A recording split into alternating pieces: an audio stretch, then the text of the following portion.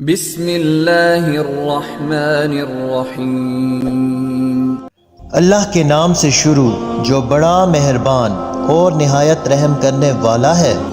پیارے دوستو، آج کی اس ویڈیو میں ہم آپ کو سلطان صلاح الدین ایوبی پر ایک بہت بڑے بدکاری کا داغ لگنے کے بارے میں آگاہ کریں گے۔ یہ آدھی رات کا وقت تھا جب سلطان صلاح الدین ایوبی جو کہ مستقبل کے سلطان تھے، اس پر ایک شاریہ نامی لڑکی نے بدکاری کا الزام لگا دیا اور قاضی ابن ارسون جو کہ سلطان صلاح الدین ایوبی کے استاد بھی تھے، صبح اس مقدمے کو سننے والے تھے۔ یہ الزام ایک عام انسان پر نہیں بلکہ ایک باصلاحیت اور باکردار انسان نجم الدین ایوب کے بیٹے سلطان صلاح الدین ایوبی پر ایک لڑکی نے لگایا تھا، اور قاضی ابن ارسون بہت پریشان تھے کہ اگر میرے شاگرد پر لگایا گیا الزام سچ ثابت ہو گیا تو میری ساری زندگی کی تعلیم اور دی گئی تربیت پر پانی پھر جائے گا۔ قاضی صاحب نے وضو کیا اور جائے نماز پر اللہ تعالیٰ کے حضور سجدے میں گر گئے اور دعا کرنے لگے، اے میرے مالک، تیرے باکردار اور نیک بندے پر مشکل وقت آن پڑا ہے، تو اس کی غیبی مدد فرما اور اس کی عزت کی حفاظت فرما۔ بے شک تو ہی عزت دینے والا اور تو ہی ذلت دینے والا ہے۔ میرا دل نہیں مانتا کہ سلطان صلاح الدین ایوبی کسی کی طرف بری نظر اٹھا کر دیکھ سکتا ہے، لیکن دوسری طرف شاریہ نامی لڑکی پورے وثوق سے سلطان صلاح الدین ایوبی پر اتنا بڑا الزام لگا رہی تھی۔ پیارے دوستو، یہ واقعہ کچھ اس طرح ہے کہ جب سلطان نور الدین زنگی اپنی سلطنت پر قائم دائم تھے تو سلطان صلاح الدین ایوبی پر ایک لڑکی نے الزام لگایا کہ سلطان نے اس لڑکی کو اکیلے پا کر اس کے ساتھ زبردستی کرنے کی کوشش کی ہے۔ تمام لوگ حیران تھے کہ کیا سلطان اس طرح کا کچھ کام کر سکتے ہیں، کسی کو یقین نہیں آتا تھا۔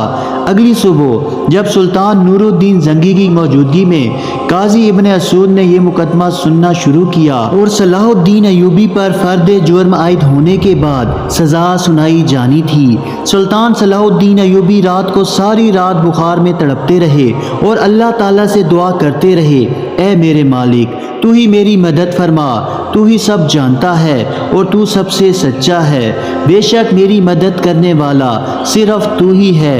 صبح کو وقت ہوا، سلطان صلاح الدین ایوبی کا بخار بہت زیادہ تھا۔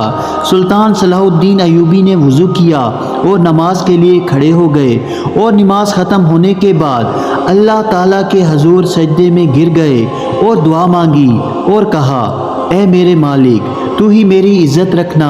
وہ دن نجم الدین ایوبی خاندان کے لیے بہت ہی عجیب دن تھا۔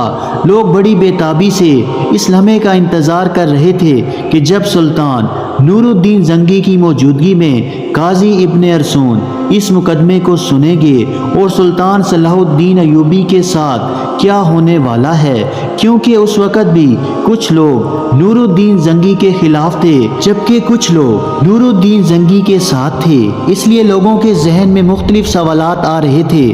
سورج طلوع ہو چکا تھا اور سلطان نور الدین زنگی اپنے دربار میں آ چکے تھے، اور ان کی بائیں جانب قاضی ابن ارسون کا تخت تھا اور نیچے صلاح الدین ایوبی ہاتھ باندھے کھڑے تھے۔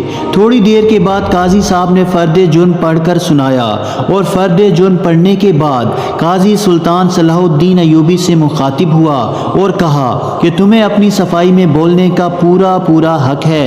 قاضی کی بات ختم ہوتے ہی سلطان صلاح الدین ایوبی نے قاضی سے مخاطب ہوتے ہوئے کہا، قاضی صاحب، جس لڑکی کو میں نے دیکھا تک نہیں اس کے ساتھ کچھ برا کرنے کے بارے میں بھلا کیسے سوچ سکتا ہوں؟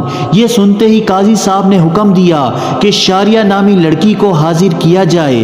جب وہ لڑکی دربار میں حاضر ہوئی تو لوگوں کی حیرت کی انتہا نہ رہی، کیونکہ اس لڑکی کا سارا جسم ڈھانپا ہوا تھا اور صرف آنکھیں وہ بھی بڑی مشکل سے دکھائی دے رہی تھیں۔ صلاح الدین ایوبی سمجھ نہیں پا رہا تھا کہ جس لڑکی کو میں نے دیکھا تک نہیں وہ مجھ پر اتنا بڑا الزام کیوں لگا رہی ہے۔ مجھ سے آخر ایسی کون سی غلطی سرزد ہوئی جو اس لڑکی نے مجھ پر اتنا بڑا الزام لگا دیا۔ قاضی ارسون شاریہ نامی لڑکی سے مخاطب ہوئے اور پوچھا، بتاؤ صلاح الدین ایوبی نے تمہارے ساتھ کیا کیا؟ تو اس لڑکی نے کہا کہ میں اپنا بیان پہلے دے چکی ہوں، مزید ایسی باتیں کر کے میں اپنی مزید عزت خوار نہیں کر سکتی ہوں۔ بخار بہت زیادہ ہونے کی وجہ سے صلاح الدین کا چہرہ زرد ہو رہا تھا اور ہاتھ کانپ رہے تھے اور زبان پر بھی لرزہ طاری تھا۔ یہ دیکھ کر مجمع کو یہ لگ رہا تھا کہ صلاح الدین ایوبی بے قصور نہیں ہیں۔ سلطان نور الدین زنگی بڑے غور سے یہ سارا منظر دیکھ رہے تھے اور پورے دربار پر سناٹا چھایا ہوا تھا۔ لوگ بڑے غور سے صلاح الدین ایوبی اور اس لڑکی کی باتوں کو سن رہے تھے۔ سلطان صلاح الدین ایوبی نے اس لڑکی سے کہا کہ کیا تمہیں اپنے رب سے ڈر نہیں لگتا کہ تم ایک بے قصور انسان پر اتنا بڑا الزام لگا رہی ہو؟ لوگ سمجھ رہے تھے کہ سلطان نور الدین زنگی کا بھتیجا ہونے کی وجہ سے صلاح الدین ایوبی اگر مجرم بھی قرار دیا گیا تو سزا سے بچ جائے گا۔ صلاح الدین ایوبی نے قاضی صاحب سے کہا کہ جب ہم کسی بھی مسئلے کا حل نہیں نکال پاتے تو پھر ہم اپنے اللہ تعالیٰ کی طرف رجوع کرتے ہیں۔ میں بھی اس لڑکی کو کہتا ہوں کہ اگر یہ اللہ کو حاضر ناظر جان کر اللہ کی قسم کھا کر یہ کہہ دے کہ اس کا یہ الزام سچا ہے تو میں بھی وہ گناہ قبول کر لوں گا جو مجھ سے سرزد بھی نہ ہوا۔ یہ سنتے ہی وہ لڑکی صلاح الدین ایوبی کو باغور دیکھنے لگی اور سلطان صلاح الدین ایوبی کی حالت سمجھ چکی تھی اور تھوڑی دیر باغور دیکھنے کے بعد لڑکی چیخ چیخ کر رونے لگی اور کہا کہ میں تمام مجمع کے سامنے اللہ تعالیٰ کو حاضر ناظر جان کر یہ کہتی ہوں کہ صلاح الدین ایوبی بالکل بے قصور ہیں، سارا گناہ میرا ہے۔ یہ سن کر سارا مجمع حیران ہو گیا اور اس لڑکی کے چند الفاظ نے مقدمے کو الٹا کر رکھ دیا۔ اتنے میں سلطان نور الدین زنگی دہشت سے اپنی کرسی سے اٹھا اور اس لڑکی سے کہا کہ کیا تمہیں پتا ہے کہ الزام تراشی کی تمہیں کتنی بڑی سزا مل سکتی ہے؟ تو اس نے کہا جی ہاں مجھے معلوم ہے کہ اس کی مجھے کتنی بڑی سزا ملے گی۔ اس کے بعد قاضی نے اس لڑکی سے کہا کہ آخر اس کی کیا وجہ تھی کہ تم نے صلاح الدین ایوبی پر اتنا گھناؤنا الزام لگایا؟ تو لڑکی نے اپنی آنکھیں جھکا لیں، لیکن جب سلطان نور الدین زنگی نے اس لڑکی کی طرف دیکھا تو اس نے کہا کہ اے میرے سلطان، میں جانتی ہوں کہ مجھ سے بہت بڑا گناہ ہو گیا ہے، شاید جس کی کبھی تلافی بھی ناممکن ہے، کیونکہ جو داغ صلاح الدین ایوبی کے کردار پر لگا وہ شاید میرے چاہتے ہوئے بھی نہ مٹ سکے، لیکن یہ سب کام کرنے کے لیے میں مجبور تھی۔ سلطان نور الدین زنگی نے پوچھا کہ بتاؤ تمہیں اس کام کے لیے کس نے مجبور کیا؟ تو شاریہ نامی لڑکی نے امیر ابن مرکوم کی طرف اشارہ کرتے ہوئے کہا کہ اس شخص نے مجھے یہ سب کرنے کے لیے مجبور کیا۔ یہ سب سنتے ہی تمام درباری امیر ابن مرکوم کو ملامت اور غصے کی نظروں سے دیکھنے لگے۔ امیر ابن مرکوم اپنی جگہ سے اٹھا اور بڑے دبدبے کے ساتھ کہنے لگا کہ یہ لڑکی جھوٹ بول رہی ہے، میں بھی سلطان صلاح الدین ایوبی کی طرح اس کو جانتا تک نہیں۔ نور الدین زنگی نے کہا کہ کل معلوم ہو جائے گا کہ کون بے گناہ ہے اور کون گنہگار ہے۔ اس کے بعد سلطان نور الدین زنگی نے شاریہ نامی لڑکی کو اپنے کمرے میں بلایا اور پوچھا کہ بتاؤ اصل ماجرا کیا ہے؟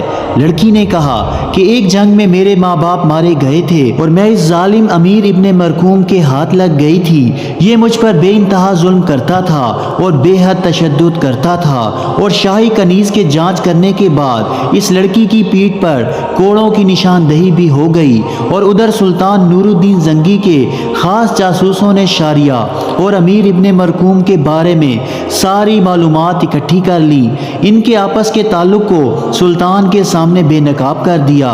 یہ دیکھ کر سلطان نے اگلے دن پورے مجمع کو ایک جگہ پر اکٹھا ہونے کی دعوت دی۔ یہ دعوت اس لیے تھی کہ ابن مرکوم کی سزا لوگوں کے سامنے دکھا سکیں۔ تمام لوگ بڑی دور دور سے امیر ابن مرکوم کی حالت دیکھنے کے لیے آئے۔ جب اس کو میدان میں لایا گیا تو سخت زنجیروں میں جکڑا ہوا تھا، لوگ اس کو ملامت کی نظروں سے دیکھ رہے تھے۔ شریعت کے مطابق اسے 70 کوڑے کوڑے مارے گئے۔ اس کے بعد سلطان نور الدین زنگی نے اس کی تمام جائیداد ضبط کر لی اور اسے شاہی عہدہ بھی لے لیا اور اس کی تمام جائیداد سلطان صلاح الدین ایوبی کو دینے کی دعوت کی، لیکن صلاح الدین ایوبی نے یہ کہتے ہوئے ٹھکرا دی کہ میں کسی کا مال اپنے حصے میں رکھ کر غاصب نہیں بننا چاہتا ہوں، اور اس طرح سلطان صلاح الدین ایوبی کی اللہ تعالیٰ نے غیبی مدد کی اور اس کے وجود پر لگا بدکاری کا داغ دودھ کی طرح دھل گیا۔ بے شک اللہ اپنے بندوں کی مدد فرماتا ہے۔ جو انسان گناہ، بدکاری اور زنا سے بچتا ہے اور جو حق پر ہوتا ہے، بے شک عزت اور ذلت اللہ تعالیٰ کے ہاتھ میں ہے اور وہ ہر چیز پر قادر ہے۔ اللہ تعالیٰ سے دعا ہے کہ اللہ تعالیٰ ہمیں نیک اعمال کرنے کی توفیق عطا فرمائے اور برے اعمال سے بچائے۔ اسی طرح کی مزید معلوماتی اور اسلامی ویڈیو دیکھنے کے لیے ہمارے اس اسلامی چینل کو سبسکرائب ضرور کریں۔ جزاک اللہ۔